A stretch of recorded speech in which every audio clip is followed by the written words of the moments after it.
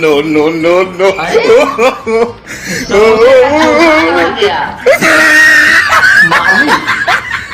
जब आप चोखवा के दुकान से समोसा लाए रहे, हाँ वो दिन हम क्या बोल रहे अच्छा कि भैया ऐसा है कि आज ही समोसा खा जाना, नहीं तो चोखवा सूख जाएगा। हाँ हाँ, वो भैया बोल रहा था। अब बताइए, एक हफ्ते से आप सूंघ सूंघ कर रख रहे हैं, तो इसमें के जो समोसा का जो चोखवा है ना, वो सूख गया है। अरे तो चोखवा सूख गया है, फिर तुम्हारे मुंह में कैसे चोखा लगा है? कहाँ? हाँ? हमको तुम पट्टी पढ़ा रहा मालिक, है। ऐसा बात है ना, वो एक बिलार आया था। अच्छा अच्छा। अब बिलारवा जब लेकर भाग गया ना, अच्छा अच्छा। तो उसको हम पकड़े, अच्छा अच्छा।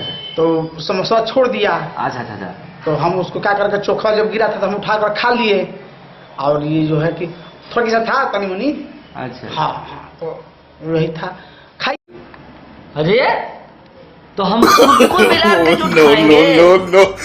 अरे तुमको पढ़ा रहा है। ले जाओ।